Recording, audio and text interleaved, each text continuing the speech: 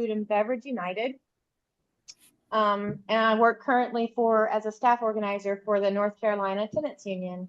So I'm really excited to be here today. So yeah, just a quick overview of what we're doing today. We're going to identify targets. We're going to learn how to recruit volunteers, organize a schedule, and other logistics and kind of like nitty gritty things of how to do this. We're going to learn about what a Blitz even is and what are the goals, and how to identify strategic workplaces to target. But first, I want to tell you a little bit about the Southern Workers Assembly strategy. The SWA is a regional network of rank and file workers and worker organizations that are organizing in strategic workplaces across the South. Our main focus is on building links between workers organizing in different sectors to build solidarity and coordination on demands and issues and organize the unorganized. We put a particular emphasis on building organization among Black workers. We develop worker cadre or leaders that are rooted in strategic workplaces to build committees and connect those cadre and committees together through different networks, either on a geographic level in the form of workers' assemblies, regionally in the form of industry councils by corporate ownership or other criteria. The network builds organizing infrastructure on the shop floor and across the industry to support broader coordination and to take advantage of breakthrough opportunities when they present themselves to take the struggle to build power and organization to the next level. So, all of that said, what even is a Blitz and what are the goals? Well, we're really excited to have Jonica here to break it down and talk about their experiences doing a really successful Blitz. Jonica, take it away. Thank you, Jen. I appreciate you. Good evening, workers. How's everybody doing? Awesome. So, once again, my name is Jonica Dunlap, and I am here in Spartanburg, South Carolina. And we had a Blitz here. And what I'm going to do is kind of interconnect my note. I write note to self, notes to myself on things that I do and participate in. So you'll hear a little bit of that as I go along the presentation. So you may say it, and this is one of my notes to myself that I did. So I hope that you find a little bit of humor because I have to sometimes laugh at myself at doing things. So a Blitz may sound intense, and it is. But think of it as a worker power road trip. Flyers, conversations, coffee, and sometimes a little too much coffee because I did the morning Blitz. And I thought to myself, ever tried talking to 30 people before 7 a.m.? So this was my first Blitz that we did here in Spartanburg. So I just want to share, and those who can read along with me, read along, and then we may have people who are driving. So I'm going to definitely read the wording here on the presentation. So you see the picture here on the left-hand side. This is an article that was that SWA did to explain what happened with our work Blitz. Really exciting. So what is a work Blitz? It's a concentrated multi-day effort to reach as many workers as many workplaces as possible. It runs for 3 to 5 days and will consist of outreach teams doing gate lifting at workplaces during the morning shift change, afternoon and evening shift change. Blitzes usually culminate or end with a public meeting. So what we did, we were handing out leaflets and inviting them to a meeting to find out more about who we are and what we do. Next. So as we continue to think about a Blitz, and this is like I say, some thoughts that I had shared with myself and learning about a Blitz and actually participating in one. So I just want to share the Spartanburg Blitz that we did. There were nearly 70 workers who shared contact information, 70. And they shared them with workers who came to help, other workers who came to help us do the Blitz, who volunteered to come and help, do some blitzing with us, leafleting with us. And was also awesome was there were 30 sectors it came down to support us. So that is amazing. And I just want to do a shout out to everybody who came, North Carolina, South Carolina, Tennessee, and Georgia, Virginia, whoever. I really appreciate the help. So we're going to continue on with what the Blitz is, and I kind of just mentioned what it is, but most of the Blitz participants come from local areas. Workers who come from other assemblies who also travel to support blitzes in other cities, and that's what happened, and it was really good to see other workers come to help support us. Now, there's a little bit of homework we do have to do when we do a blitz. And so we usually kind of have to plan it, and it usually requires at least a month and a half to plan. So you do have to look at that calendar and make sure we pay attention and organize and plan to get this done. And also with a good complement to a regular gate outreach, usually when you want to do leaflet brigades, there's some practices you want to take among assembly. And even people who want to volunteer. You want to have some ideas and principles of what takes place during these outreaches. And one of the things that we did here in Spartanburg is that we're actually doing this right now. It was as we're expanding and kind of looking on other places to do outreach as well. But one of the things that we did do is we went downtown Spartanburg to do outreach in downtown in the city as well. So also look at other areas that you can go to, and making sure that trainers, and that was a good training session for a lot of us who have not done a blitz before. And you will find some workers were a little nervous. Oh, I'm not sure what to expect. So doing some type of training or just walking downtown Spartanburg really relieved a lot of the workers that we had helping us, and showing them kind of what to do and what to say. And it was really good. And I want to give a shout out to Ben for doing a training session with us before we went out. So thank you. And also with this blitz, we also distributed over 1,500 leaflets as we did this blitz all week. So it was really intense. It was really um, a learning thing, and I really appreciate the workers who came to help.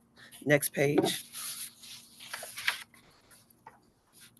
Now, of course, there are going to be objectives and goals. Why are we doing this? Well, what's going on with this blitz?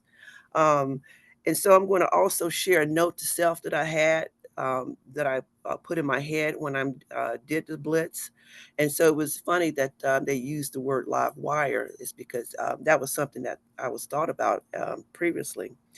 But one of the goals and objectives of doing blitzes is primarily focused on generating workplace contacts at key employers across your city that can be engaged in the workers' assembly and to develop their own workplace committees, right? We're going to talk about that. And so we're looking for live wires. We're looking for, in people in particular places, those workers that are looking to fight and organize and have some sense of justice or political class consciousness. Now, when I saw that word live wire, one of the things that I try to do here in Spartanburg is look for those live wires, and I try to use that language in letting them know, look, can we just form a small, committees to discuss issues and organize collectively? Spartanburg is not a union-friendly place, and so I try to use kind of words that make them feel a little bit more comfortable. Worker committee, small committee, and we're going to look at workplace issues, and yeah, how can we organize and make some changes? And so one of the things you learn, blitzes should not be viewed or conducted in such a way as to be fishing expeditions for a union. One of my goals here in Spartanburg is just to use, kind of a small worker committee kind of language. You got issues. Oh, let's work together, see how we can change that. Next.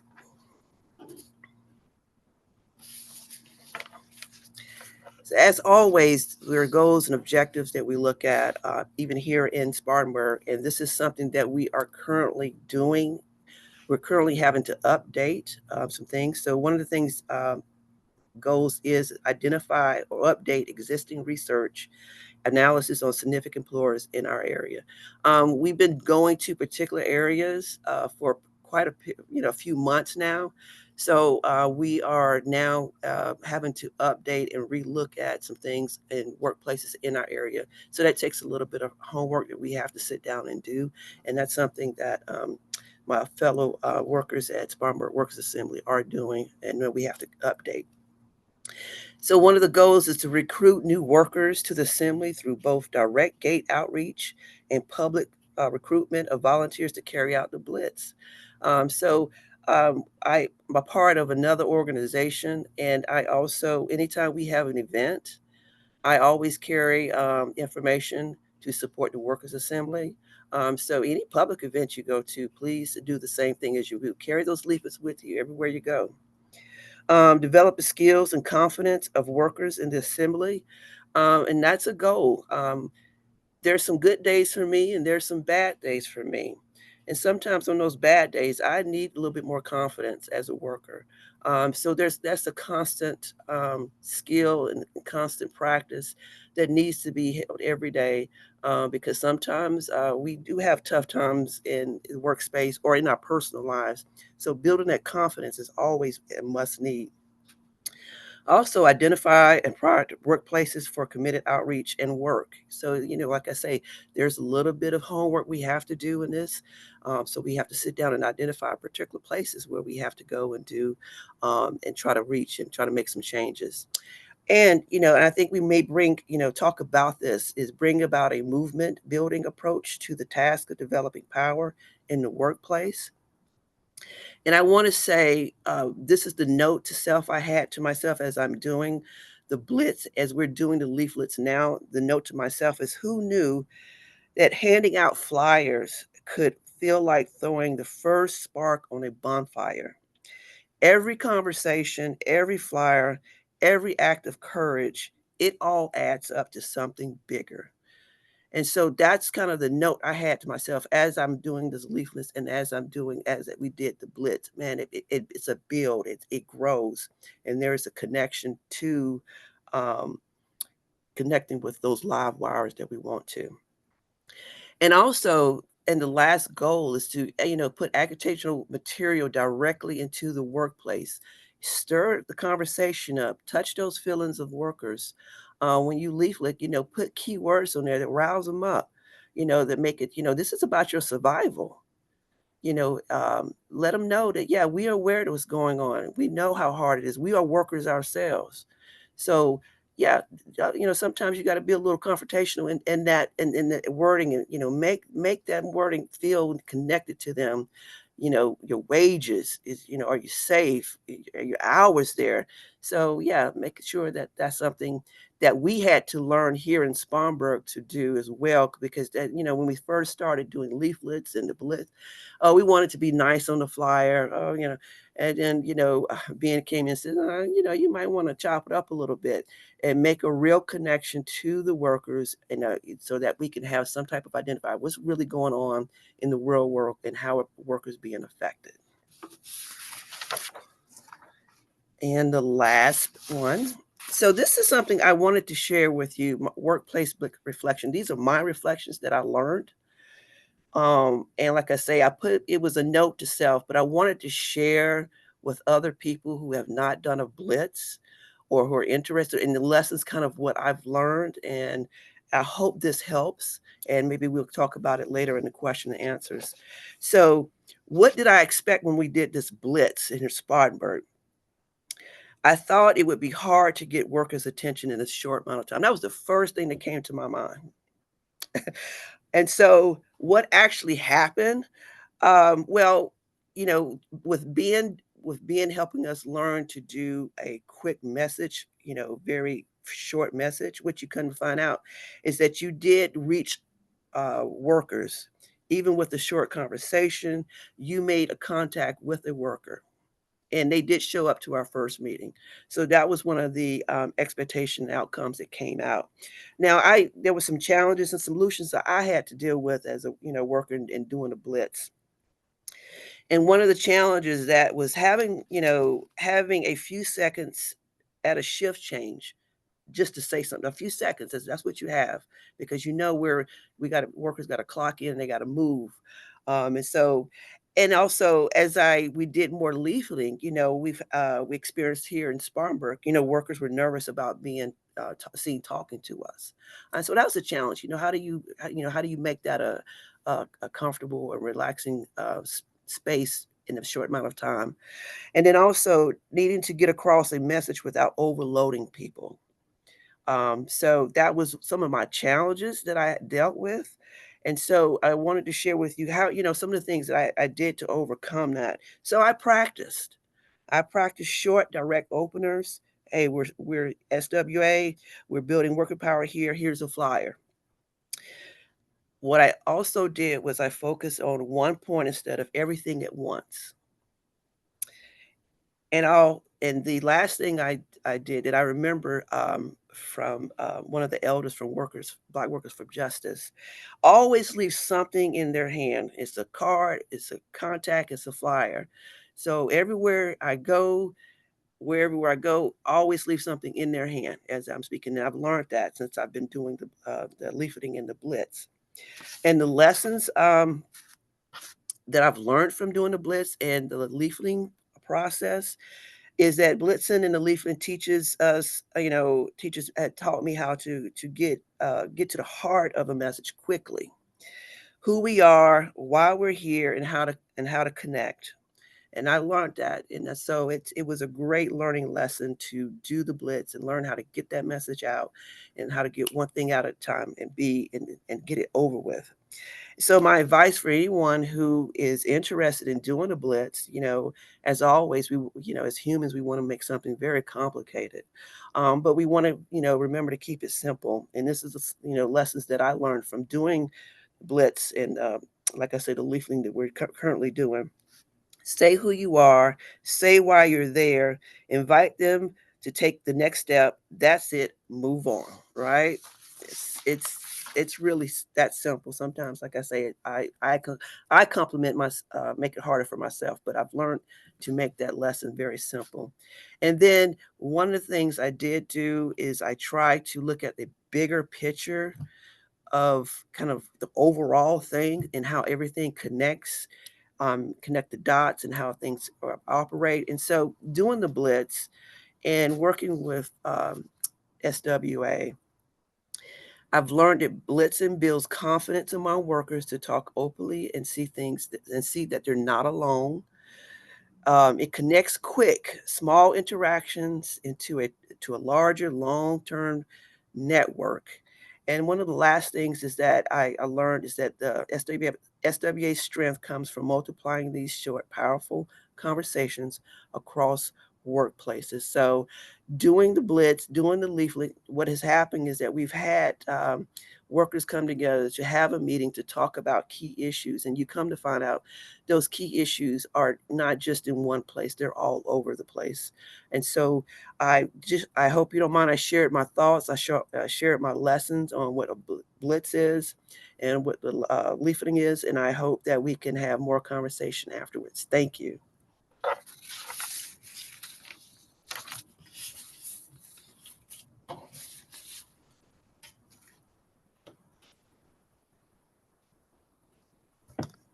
Thank you, Jonica, for the beautiful presentation and really diving in on what is the Blitz, what are goals, and the stories, and the successes, and all the things you do to get through the sometimes difficult but necessary task of developing a Blitz. So thank you for that. Next, we have someone who's going to share about how to identify strategic workplaces. So I would, like to introduce VJ because we talk about, doing and building in a workplace, but how do we identify which workplace is important for us to do? Because in an ideal world, we can do every workplace, but how do we pinpoint the strategic workplace with maybe limited time and capacity? So VJ is going to take it away for us.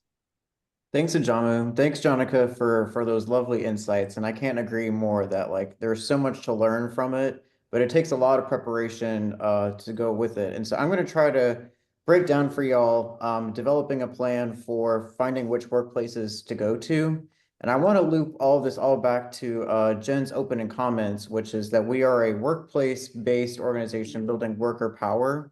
And so finding key employers in your area and nearby is how we can leverage economic power to, build a stronger political threat, as well as building like public opinion and building up that class consciousness across larger employers.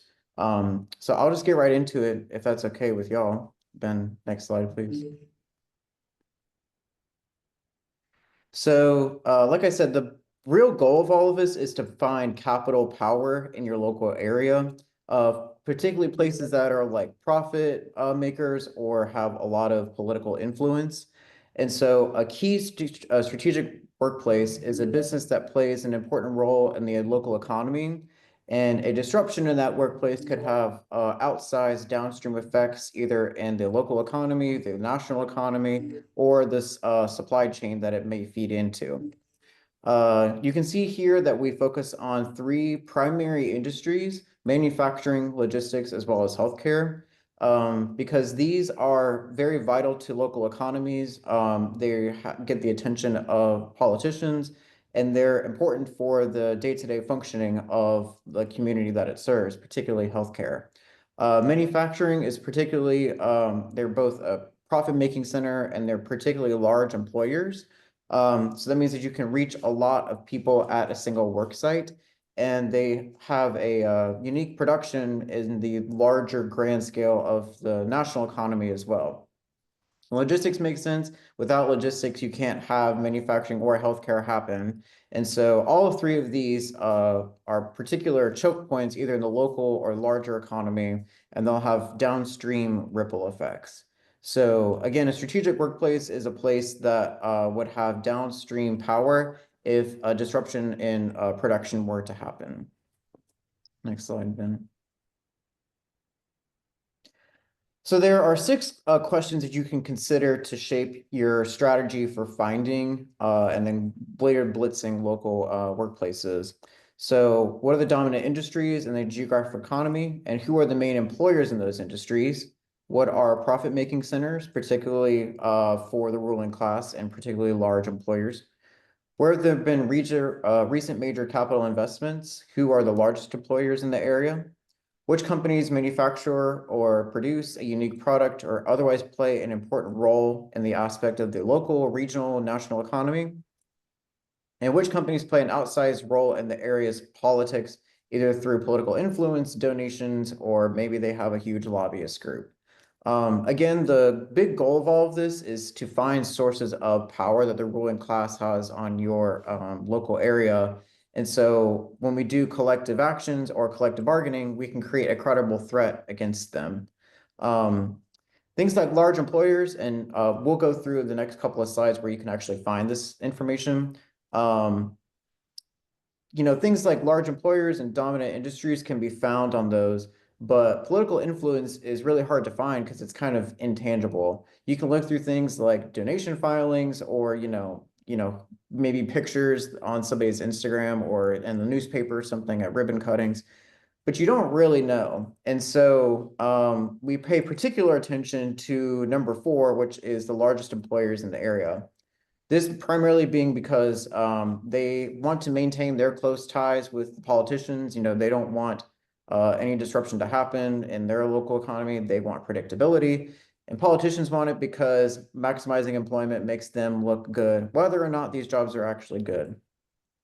And so there's a couple of different sites that, Ben, if you go to the next one, where you can find the list of largest employers at your local Chamber of Commerce's, development corporations, and economic development. If you Google economic development in your area, you'll find something that has this, as well as census place profiles, which will give a good industrial and occupational breakdown. So maybe you're not targeting a particular industry, but maybe you have a lot of certain type of occupations. Maybe you have a lot of production occupations, or maybe your area is particularly good at welding or something, and there's a lot of smaller employers. You can use the census place profile, which I'm going to show you in a little bit, to find those instead. And so it may not be a workplace, it might be multiple workplaces, but a single occupation, and that plays an important role in your economy. As well as something called the Labor Market Information. This is a federal program administered by states and local economic development offices that has largest employers list, as well as what industry they're in, and maybe a short description of what they do. Ben, if you'll go to the next slide. So this slide has a overview of where to find all of these for North Carolina, Georgia, Tennessee, Texas, Virginia, and Alabama. I forgot to include South Carolina, unfortunately, but it's all kind of in the same place. So these sites will have the largest employers, particularly if you separate it out by counties, and then you'll select which counties you're interested in, and then it'll give you the top employers. There's employer class sizes. It might not give you an exact number, but it's from things like 1 to 10, 10 to 50, 50 to 100, 100 to 250, and then 250 to 1,000, 1,000 plus. So we're really interested in those 1,000 plus employers, particularly for manufacturing and healthcare. But you're not going to find, again, on these websites, what might be a huge choke point. Somebody brought this example at the Action Summit was there are 5 mechanics for a school district in North Carolina. I can't remember where, but I think 2 of them did some kind of demonstration or collective action, and this the district wasn't able to go to school for 2 days because 2 mechanics came out of work. And so that shows, how much leverage we can create if we withhold labor consumption or failing to produce production.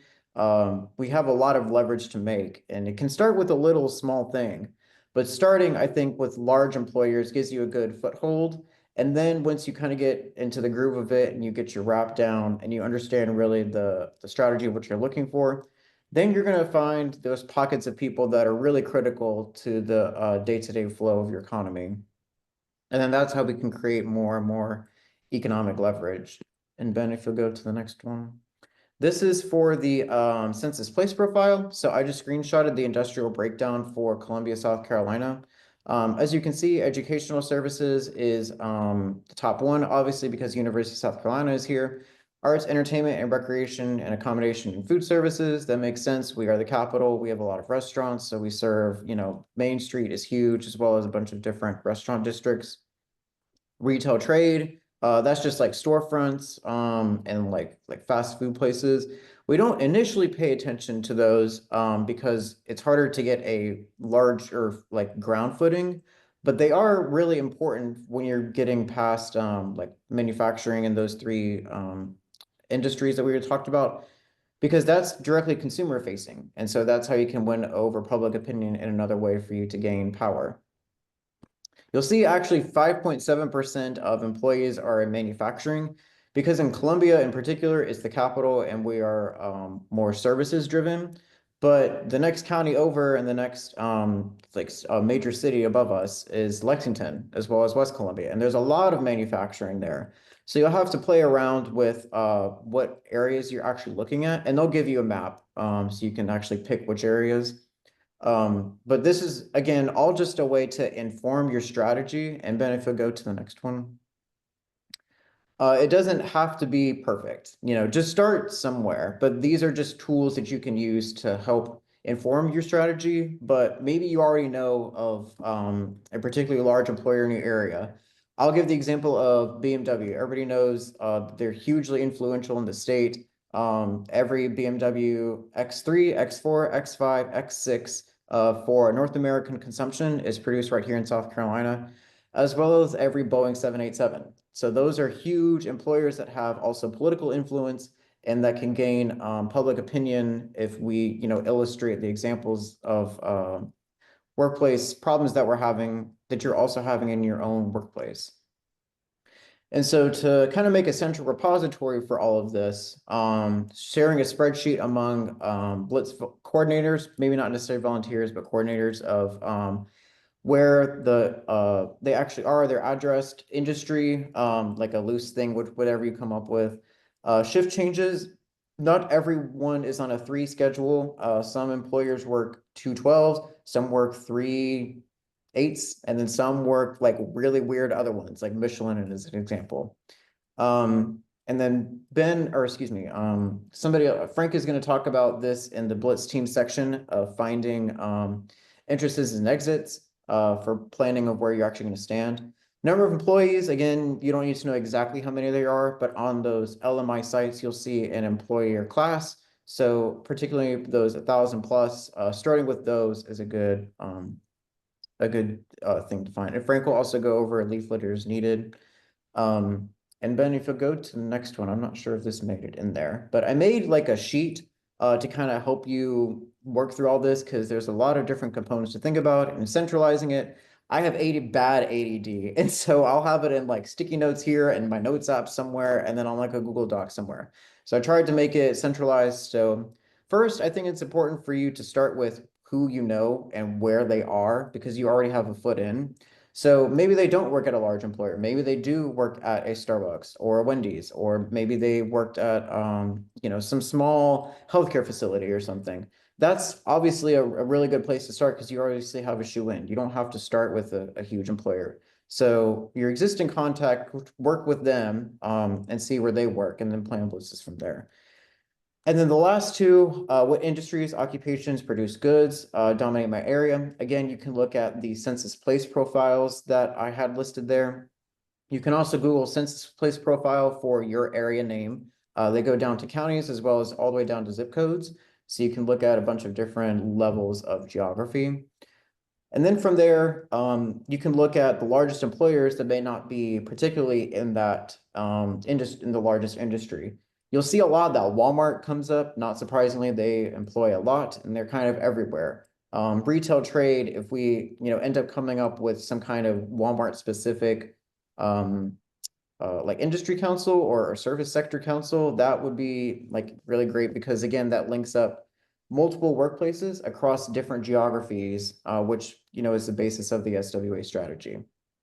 But you'll also see like Amazon facilities if you have one on there, and then a bunch of like fast food conglomerates that are owned by like a single parent company that's not like who they are. Like Sonic is owned by private equity, so you'll see some private equity firm up there a lot. And you'll also see school districts as well as like county administrative offices. Those are obviously public sector. I myself am a public sector employee, and those can have a huge rippling effect in the economy and the local community as well. So you can look at it from a large industrial perspective of where which industry particularly dominates your area, and then which employers are in that industry. And you can also start with just large employers without seeing what industry they're particularly in. So that's all the points that I wanted to make. I think we're wanting to do, correct me if I'm wrong, Ben, a quick Q&A and a rewrap of all of these Jonica's and I sections. Yes. Yeah, we want to go into Q&A for about 10, 15 or so minutes, really answering questions for both Jonica and VJ's presentation. And please ask, all the questions. Any question I think is a really good question. I think our two presenters and leaders so far have really laid out really important processes that probably have a lot of follow-up.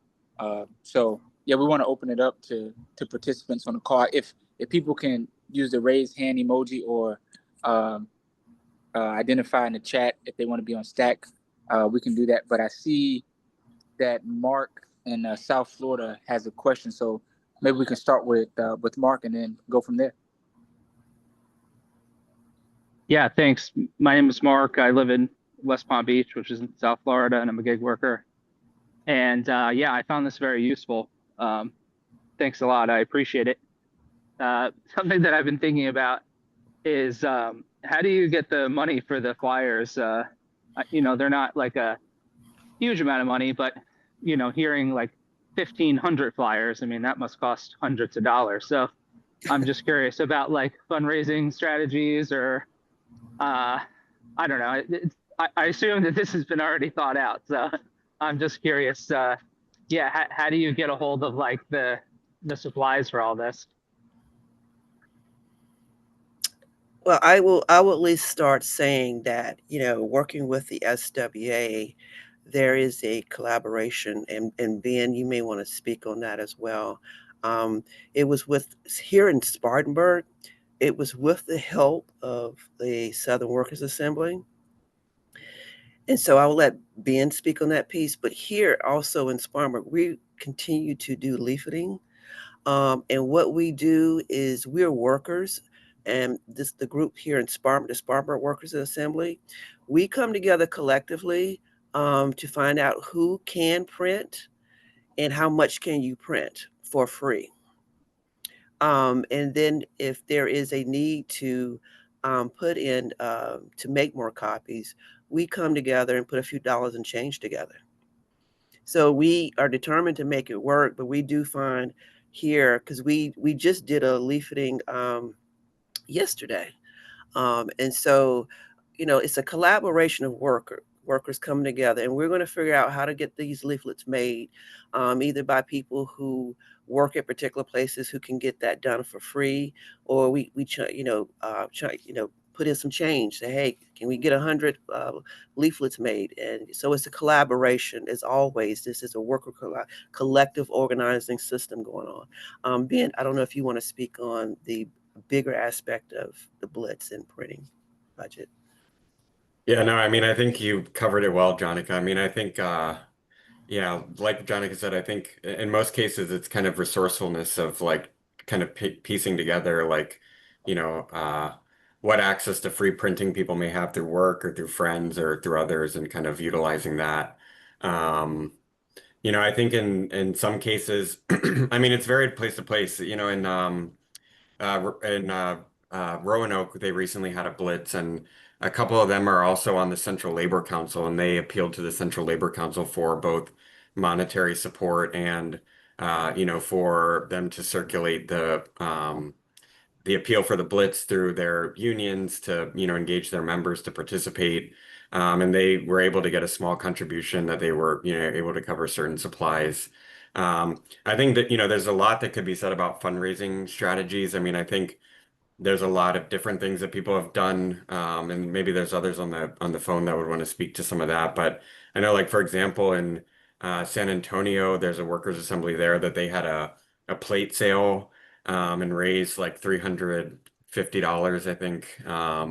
Where they were just like cooked a bunch of food and sold plates for I think like $15. Um, I'm trying to think of some of the other fundraising events that have happened, but yeah, just I think if there's folks on the call from areas that are establishing a workers' assembly or that are interested in conducting a leaflet brigade or building a workers' assembly and building a leaflet a workplace blitz, we could certainly talk through and support folks on both kind of the fundraising aspect of it as well as trying to brainstorm on resources or places to ask for help with printing off the kind of quantities that we need for these activities.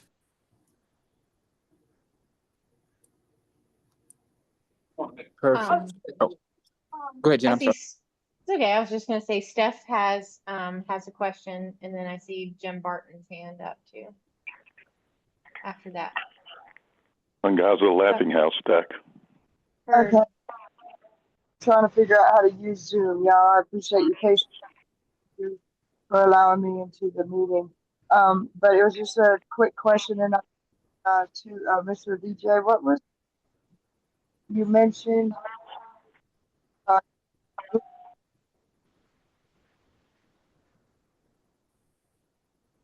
Steph, you're breaking up. We can't hear you. Maybe you can type it in the chat. Okay. Good idea. Okay. Hold on. I'm still trying to learn how to use Zoom. I'm sorry. I don't know how to get No back worries, to it. no worries. But you, Mr. VJ had said something to Google, and I didn't catch that website when I was taking my notes. What was the Google site? Yeah, so you can Google a few different things to find some of this data. I was saying you can Google largest employers in your area, LMI.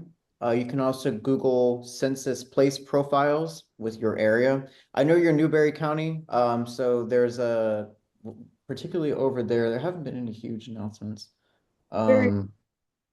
manufacturer corporations and customer service, Yeah. Walmart. Yeah, and if you Google, particularly for South Carolina, the South Carolina Department of Employment and Workforce, you can see community place profiles for each county broken out. I will say our state does it pretty well, unlike any other states. But so it's really laid out really well there. But that was a good question. So census place profiles and largest employers by area LMI.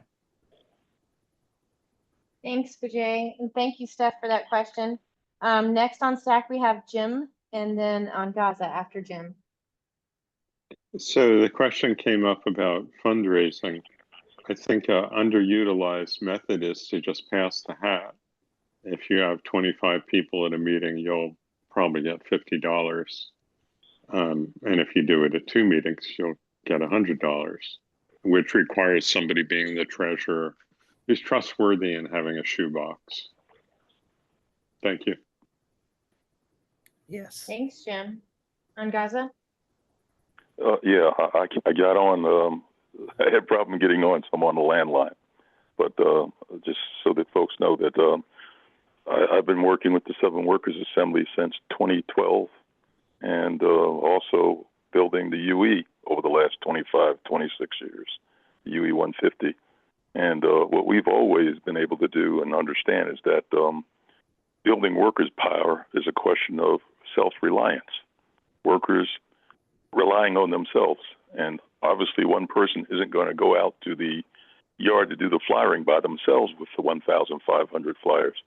So it requires either you're reaching out to other local community organizations, faith groups, youth groups, and I know that you'll be able to raise enough money to at least put out your first few hundred flyers. And it takes time to build that structure of self-reliance. Very important, I think, when we're building workers' power. The other brief point I want to make is when you're strategically assessing which workplaces to hit, oftentimes you have to look at workplaces where workers get injured and communities get injured.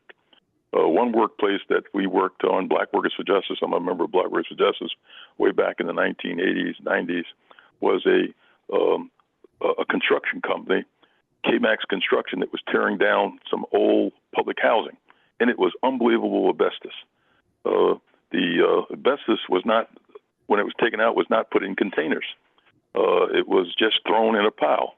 Children in the neighborhood began running and jumping in it, because it looked like snow when it rose up and fell back down. The workers didn't have any protective equipment.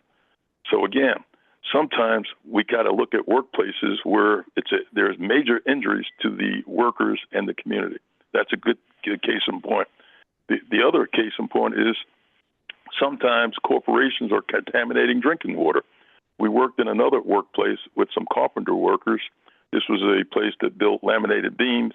And again, the workers were dealing with PCP, which was a toxin that they treated the laminated wooden beams with.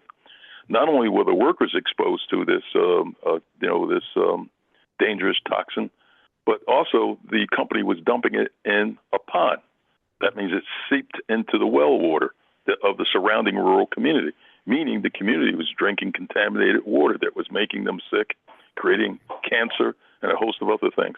So sometimes it's not just a question of, the major employer in the area or what they produce and its relationship to the local economy. Sometimes it's places where workers are faced with very dangerous conditions, and also it builds the community labor support movement of the broader community, because it also impacts not only the workers but the community as well, like the asbestos and the children playing in it, or the contaminated water, which was also contaminating, toxins, was dangerous to the workers. So I can give you 6 or 7 other instances over the last, since we've been doing this work over the last 30, 40 years, where oftentimes a good way to start may be with some workers are having major challenges in their workplace, or their community is being impacted by the contaminants that the workers are exposed to and the community is exposed to. I yield. Thank you so much, Angaza. Dylan, I see you have your hand up, and I don't see anybody else on that. If anybody else wants to get on stack, raise your hand or let us know in the chat. Yeah, has anyone ever dealt with blitzing a workplace that somebody on the assembly works at? Like obviously you don't want that person handing out flyers in front of their own workplace, but are there any other considerations? I know we have here in Spartanburg, but they didn't blitz. They blitzed, but they did not blitz at their particular place of work. So it's Yeah, still that's possible, to do a blitz um, and not participate at your own job. Let us do that. Let us do that. And that's how we've kind of worked it out here. Particular places that somebody may work out, we're like, let us do that. We'll take care of it. And I just wanted to also say I've learned from the elder Laughing House with much gratitude. He taught me the lesson to carry a notebook or some type of pad with me everywhere I go so that I can collect workers' names and numbers even when I'm not leafing. So I wanted to give you a shout out and much gratitude. Thank you for the lesson. I would just add that, like if you have a worker at a facility that you have you already have an in that facility. That person might know two or three other people. They Mhm. could actually reach out to them via text or something or some other kind of method, right? Like get meetings with them outside of there Yes. and have like deeper conversations. Moreover, like if they're a worker who works at the plant, a lot of these workers go out to a gas station or a restaurant or something like that at 12 or like, right after work or something like that. And if you can get permission to leaflet there, you're never going to get it outside the employer's gate, but you could probably get it outside one of these places. You could probably use that as an avenue to continue talking to workers there over a longer period of time, even. So I think that would be a good problem to have. Yeah, we try to go everywhere. If we a lot of times when we leaflet, we meet at gas stations. That's where we meet at. Especially when we do like an Amazon, we meet at a gas station. So workers are always coming there, and we kind of, if we can catch them, we catch them. And so yeah, and we spoke in the presentation live wires, right? Workers who are already kind of, consciously aware of political and class action, as far as, getting some workers' rights education done, connect with them by any means necessary. I try to go to restaurants, I go to particular places that I know workers are at to have a conversation with them and to see what we can do to invite them to a meeting, to come and talk to us and see, how can we make this something workable for you, and how can you start your own worker committee in your job place. great questions and discussion so far. Does anybody else have any questions or anything that you would like to add to the discussion thus far about what a blitz is and the goals in identifying strategic workplaces? William? Go ahead. Yes, ma'am. This is Will Ingram from Black Works for Justice, Richmond County for Coalition for Justice and Black Empowerment down here in Richmond County, and we're actually in the process of trying to assemble our workers' assembly here. And my question is, have you had any pushback when you actually go to place? We have Purdue and then Viva. Amazon is coming down to build a major facility down here in Richmond County as well. Have you had any pushback or anyone have any experience with pushback with the employers or even the workers as they're going into the facilities for work while you're trying to hand out the leaflets? What has that experience been like? Yes. So this is one of the things that we did before we did a blitz, or even in part of leafleting, is when we had training with Ben to have that kind of conversation about pushback, because yes, you will have pushback. We did a blitz a couple of weeks ago And I'm trying to think, was it Lear? In Lear, we're, in a place to where we're not on the property, but they always call the police on us every single time. And so we are met with police. But most of the time that we have done the blitzing, we're not on their property. But security tends to come out and, they may give us a warning to get off their property. But we make sure that we're in the safe line of where we at leafleting at. But I emphasize that, before you do leafleting and before you do a blitz, with the Black Workers for Justice or SW, have that conversation and training, which is vital, because it's very important. Because yes, you will have pushback. You will have the employer will try to, some type of intimidation tactic, and that's why training and having those conversations with other people, with SWA Black Workers for Justice, will be very helpful. And we tend to, like I said, we were at Lear a couple weeks ago, and this isn't the first time they've called the police. And what happened was that, we're in a safe space where we are not on the property line, and the police just reassured the employer that yes, they have a right to be there. But yes, we have gotten police called on us quite a few times.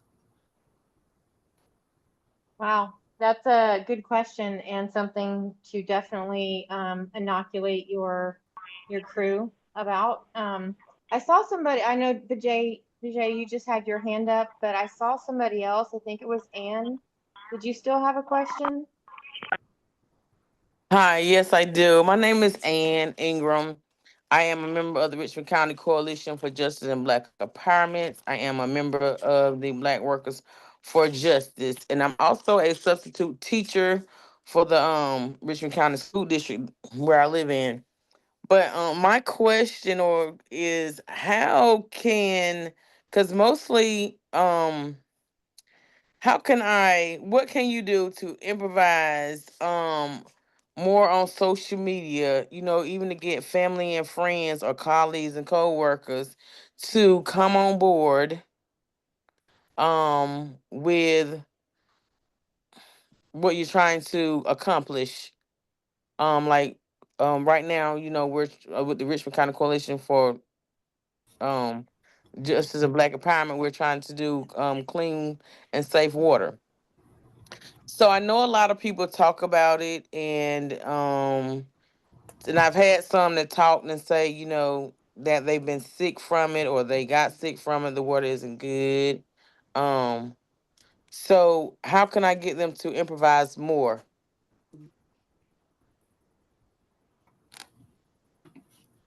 Anybody want to take a stab at that? Kind of leads right into the next section, actually, is what I'm Okay. thinking. Gaza stack.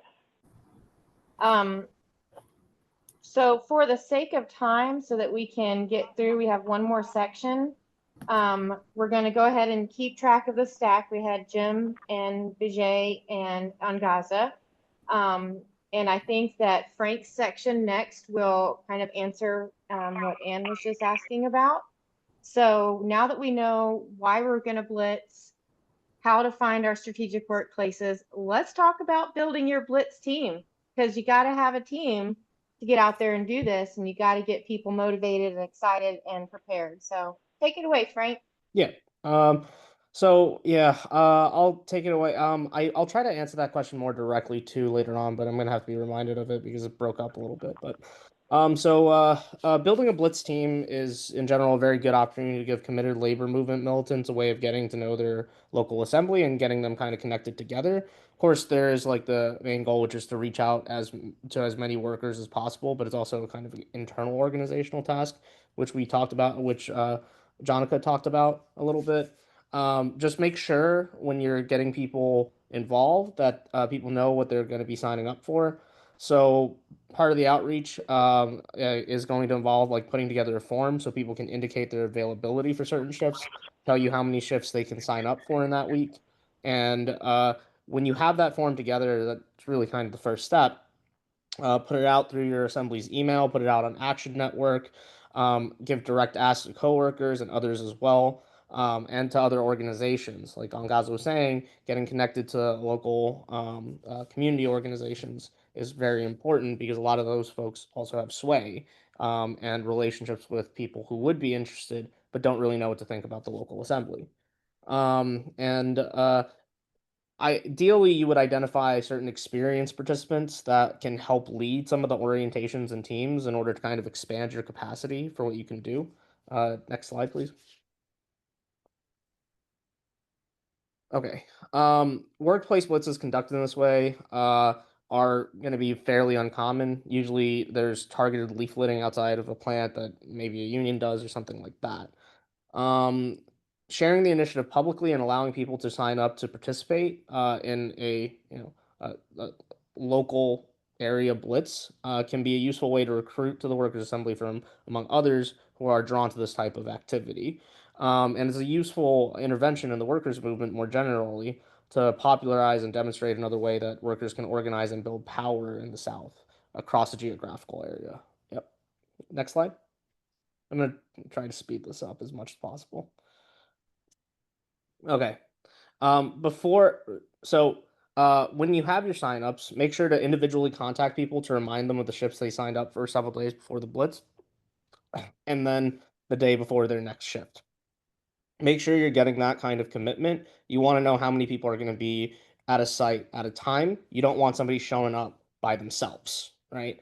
And having the leaflet by themselves, especially if it's their first time blitzing. I mean, at this point, I could probably do a few by myself, but like I couldn't do that like earlier on. Also, ideally, you would set up a group text thread on a messaging app of your choice, which will send out daily reminders to the group and communicate between teams in real time. This also helps to keep morale up and hold each other accountable. So one good practice to have, in my opinion, is to have people report back with, here's how many contacts we got. Here's what happened with these kinds of report backs. Like you're building these kinds of skills at the same time. It's showing the other people who have signed up but don't really know the assembly that things are in motion and things are going on. And, it'll make people feel bad if they're not showing up for their shifts. So it's a measure of accountability as well. Next slide, please. Okay, once you have that list of targets, you should revisit the criteria for what makes a workplace strategic. Prioritize between 5 to 10 key workplace locations that you want to leaflet. And this is going to be necessary for developing an overall schedule for the week. Finding the shift information for various workplaces can be difficult, and there are some methods you can try. For some employers, you can just call directly and ask about available jobs and general shift schedules. Um, if you're looking at really big companies, that might not work because they might have like a centralized HR department or something like that that isn't like on site, so they won't really know shift information in particular. You can look at job sites like jobs.com, LinkedIn, Glassdoor, Google reviews, see if shift times are posted, or ask the question anonymously to get an up to date answer. And you can use Google Maps to look at various times to leave the facility and see if and when traffic backs up around the facility. And this will give you an idea, like if traffic is backing up and it's like 7 in the morning, probably it's a strong likelihood that it's going to be the shift changes at 7 or 6:30. Um, you can also use Google Maps to find the number of entrances and exits. Use Google Street View to see if this is an employee, visitor, or trucking entrance. And all of those methods are really good, but I think the most tried and true method is just visiting the facility. So assigning people ahead of time, and this is part of the kind of planning phase of the Blitz, to go visit the facility, sit out there, and most places open in their first shift between 6 a.m. and 9 and 8 a.m. Right? Not a lot of places go open later than 8 a.m. Or they can go to the second shift and see when that changes, and you can assume like an 8 hour shift interval, and then just subtract 8 hours from when workers are coming out in the afternoon, right? Some places are trickier because they might have split shifts. Okay, next slide. Thank you. You had it right. I just had something I wanted to add. All right. Once you have the priorities and the shift information, you can begin to make that schedule, and your priorities are going to be scheduled based on the shift information and the volunteer availability. So you're going to have to do some matching to cover a given shift. From there, you can map out the broad list of targets and select additional locations based on their proximity to targets and a similar shift change schedule. I would also add as well that like you should look at who has done this before, who hasn't done this before, and maybe pair up more experienced folks with less experienced folks, so that not everybody's going into it for the first time. That's not exactly necessary. That's just something that I do every once in a while that I think is helpful. But you don't need to do that. Most important thing is the shift information and the availability of the volunteers. Okay, next slide, please. Okay, to develop a map of all the workplaces to see where people can go from one workplace to another, or how far people are from those kinds of workplaces, you can set up or import a spreadsheet of your workplaces onto My Maps or .google.com. And you can click a button that says create new map. After you create a new map, it'll just say untitled map, and a bit below you'll see a layer called untitled layer. Underneath that is a hyperlink text that says import. Click that from the dialog box that opens.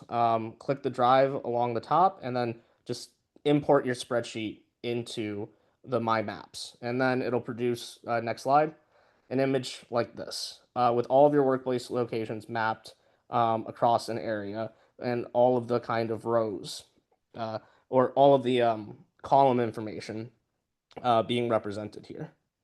Okay. No, yeah, column information. Okay. So beyond printing, here are some things that will be helpful to have as well. First, you need you should have high visibility vests. This is especially important if it's going to be dark outside. If a place opens at 6 in the morning and it's October or February, then you're not going to want to get hit by a car. So you want people to be able to see you. Okay. You need pens. You need blank pieces of paper for writing down names and contact info. You need clipboards, which are optional, and some workers' assemblies like Roanoke didn't really do it with a clipboard. But decide on the basis of what you think makes the most amount of strategic sense there. And you can also use that to write down names on the back of a leaflet or on a sheet of paper. Having water is really important. Having ponchos and Ziploc baggies in case of rain. There's also these things called cool snap towels, which you pour water on them and then you snap it, and then it helps cool you down. Those are going to be especially important if you have an afternoon shift in the south and it's 100 degrees outside. And I would also say getting beyond the printing capabilities for the flyers, you should have it might be helpful to have informational packets that contain information on each facility and maybe also GIS information. Next slide. I think I have an example of that one on the next slide. Okay. Yeah. So when you're getting volunteers to these locations, and we can't really zoom in on that, can we? That's a shame. That's all right. Go. Okay. So this was during the Durham Blitz. I made these information documents on all the facilities that we hit. I made a Wolfspeed informational document and marked it out with here's where the facility is, here's where our meeting spots are, here's where we're going to be parking, right? And that'll help people coordinate pretty easily. And on top of which, you can have a GIS information, and this kind of goes back to the question about facing pushback from security or police officers. So usually, every county has a geographic information systems. You can find it just by Googling the county that you're interested in, plus GIS, right? And it will give you a mapping that will show you where the private and public property lines are. Now that information isn't always up to date, and maybe the plant manager has some sort of way of or the plant security, the plant manager might have different diagrams But if you show that to security, more often than not, they'll just back off because they'll you can just say to them, we're on the public property lines. Here's a map that's from the county website. It's an official thing, yada yada yada. And then 9 times out of 10, they'll leave you alone. There's some other stuff about how to deal with police, but we can get to that in the Q&A. Okay, next slide, please. Now that you have all your logistics filled out and volunteers ready to go, you need to fill in your volunteers on the plan. So having an orientation can be very helpful. Orientations are going to prepare volunteers for the Blitz. It's going to make them feel, it'll help inoculate them. It'll help them feel more confident. In general, you want to give them an overview of the plan, the materials, the schedule, the information on the facilities, and the supplies. That's why I suggest the kind of informational packets. Everybody just has all of that information in one place, and they can just review them whenever need be. At these orientations, as part of inoculation, one of the things that's been useful that folks have found really helpful has been role play scenarios. So somebody who's organizing it might role play like the cops or security threatening to call or security, plant security threatening to call the cops on you. And then you role play through that kind of interaction. That's usually helpful because, if you haven't experienced the situation before, it's harder to control how you react. Okay. Next slide. I think that's it. Yep.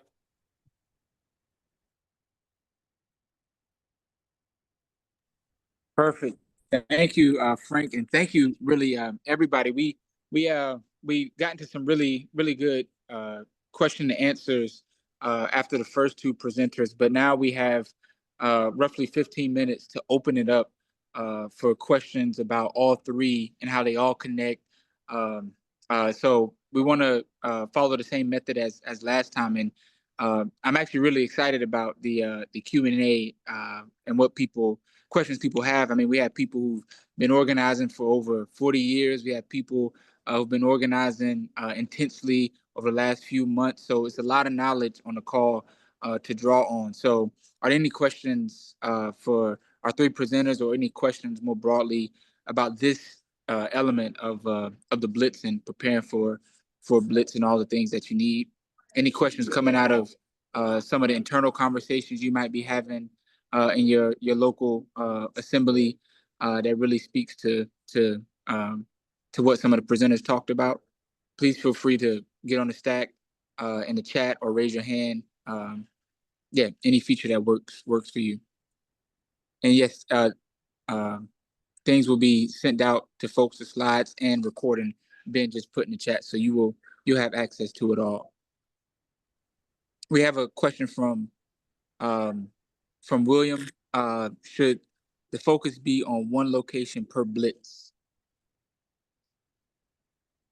I can answer that real quick.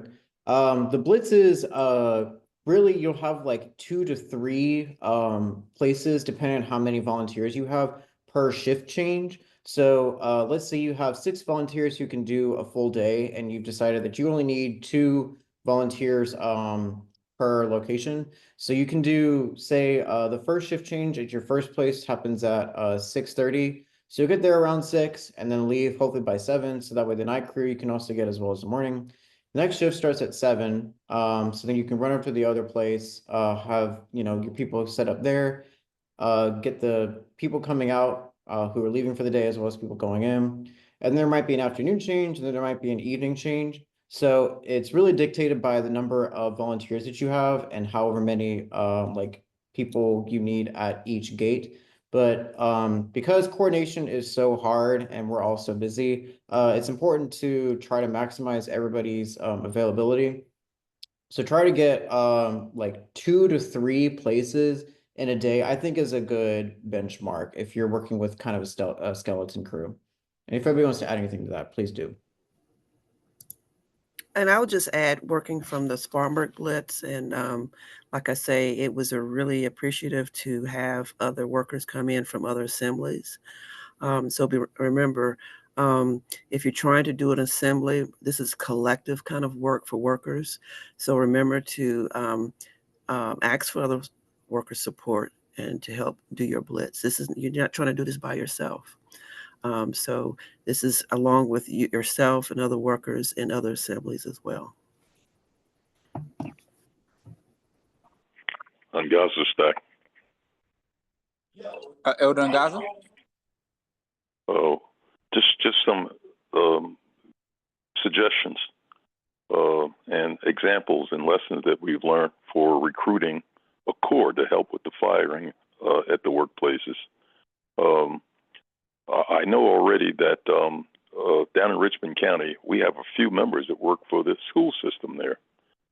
What we may want to consider is how do we revitalize and reactivate the North Carolina Association of Educators, chapter down there in Richmond County. In the past, they've had maintenance workers, kitchen workers, teachers, substitute teachers. So that's one way in which we might be able to pull together a few people just to begin what we call a organizing committee in the school system. We've already discussed this down at the Richmond County Coalition meetings, and it works. We've used it before. The other thing that we may want to consider is already in Richmond County, we've been meeting with 2 or 3, I think maybe 4 NAACP members. I know here in Wake County, what we did is we got the NAACP to activate a labor committee. Most NAACP chapters have a labor committee, or they have it in their bylaws or constitution. So we reactivated that. And the next thing we know, we had Reverend Summerfield and Reverend Henry Pickett and 5 or 6 of his church members letting us speak there to recruit workers from their, from their organization to help with some of the flyering. This is back in the 1980s, 1990s. And finally, faith communities, faith organizations in the community. Oftentimes, I think that's how I met Nathanette around the labor question. My wife, who later on became a leader of UE 150, they let us talk in their church. Workers, they'd go to church. And after making the presentation, we met. And they were the one that met, helped us to flyer her workplaces in her Shiloh community. So these are suggestions, faith organizations or, institutions that meet regularly. The NAACP Labor Committee. Sometimes there's already an organization that may need to be revitalized, like the North Carolina Association of Educators down in Richmond County. These are things that actually, that may work. And we should, we've discussed them before down at the coalition meetings down in Richmond County. And I think we should try them, and we'll be surprised with the response we'll get. Finally, this question of self-reliance is very important. I know that Richmond County started with just a few volunteers. Now they got 28 people coming to their assemblies. Maybe we can considering building a labor committee within that assembly. And I think we do have one led by Brother Shelton, Sister Ann, and Sean, who works for the school system. That might be the basis for us pulling more people into the workers' assembly that we're beginning to build slowly, but it's a work in progress down there in Richmond County. What do you guys think about those suggestions? I agree, Elder. This is Will Ingram from Richmond County Coalition. I agree, Elder. I know we have some things in place already. We're moving forward one day at a time. I think that's very important to recognize that we do have the commitment of some folks already. So we're going to try to utilize them, utilize some of the tactics we learned from this series. Thank you, Elder Ngaza, and thank you for the work in Richmond County. You are on the move, and it's going to be exciting to see how things develop. We have about roughly 9 more minutes left on the call, so there are 9 more minutes left to take on questions. So I want to open it up again for anyone that may have any questions about any aspect of today, any aspect of the Blitz. We actually have a question in the chat. I just saw, what has SWA found to be the most effective of reaching workers from Shelton? Jonica, you want to tag team this?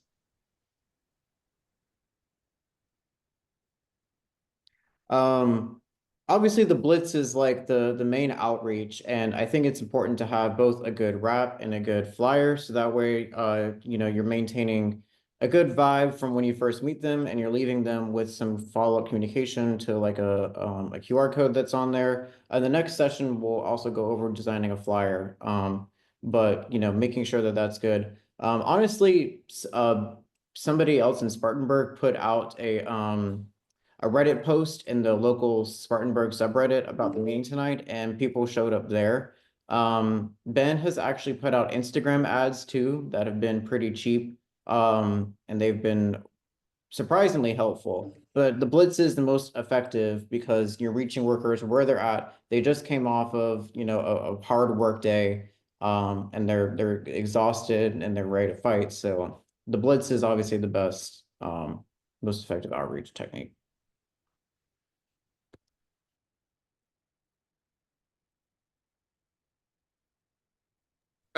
Jonica, you're on mute, Jonica. I saw you going in. I'm like, oh, she's on mute though. I just want to say I agree totally with VJ. Like it's a work in progress, but when you do a blitz, and I will just use our experiences now, here in Spartanburg, when we do have meetings, that's because we have done a blitz and we were able to speak to some workers for just a few seconds and invited them to a meeting, and they have showed up. So yeah, getting out there and doing the real work with a blitz and inviting workers to come, you will have some success, and that's very beneficial.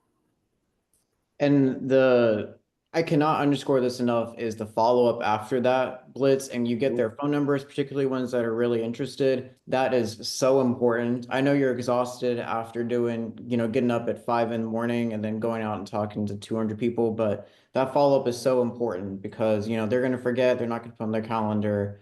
You maintain that relationship because relationship is the basis of organizing. So that's how you can have the organizing conversation and then get them to a meeting later. So that follow-up is so important as well. Very important. I'd also say too, like ideally, like if you could call them within 24 to 48 hours of getting their number, that's 90% of organizing is follow-up, right?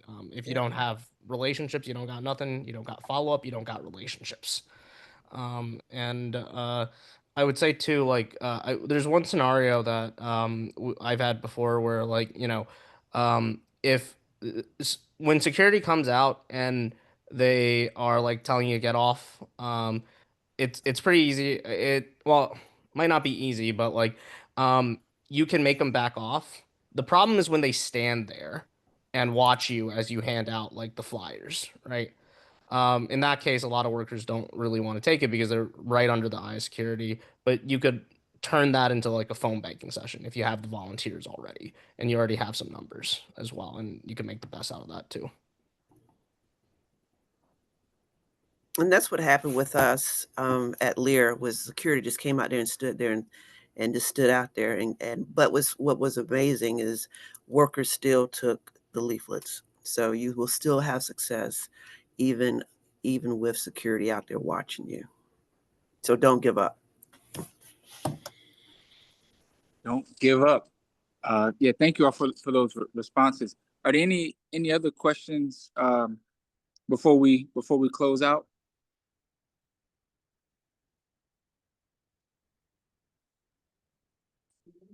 Okay. Okay, this was great, very encouraging. Some positive feedback in the chat. So really, first, before we get into next steps, I want to say thank you to presenters today for not only grounding us on what is a Blitz, but answering questions in detail and thorough, and for your work modeling what a Blitz is. Thank you so much. And the recent comments from our speakers too talked about follow-up and the need for organizing. Well, I have some good news, friends. If you look at the slide here, we're not done yet. October 2nd will be part 2. In part 2, we'll be talking about how to develop a leaflet, how define workers we want to engage, and how to follow up after engaging in a blitz. So part 2, be on the lookout October 2nd, same time, same place. And then there's also other sessions are part of the series. Elder and Gaza already shared, some examples from Black Workers for Justice 40 years. We're going to have a session on October 16th dedicated just to that. And then on October 30th, we will have something on workers responding to the climate crisis and the crisis of our environment. So please lock those dates in. Be ready. It's going to be exciting, and come October 2nd with even more questions. And as VJ said in the chat, don't quit, organize.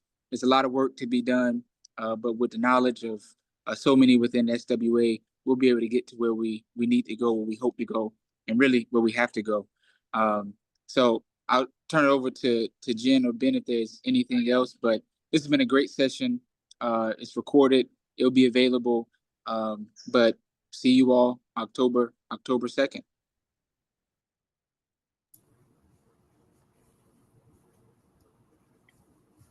Yeah, I don't really have much else to add besides that was great. I am so excited about this training, and I'm really looking forward to the next one because I love digging into the nuts and bolts of like how to talk to people and have good conversations and follow up and all that. So y'all come back and see that.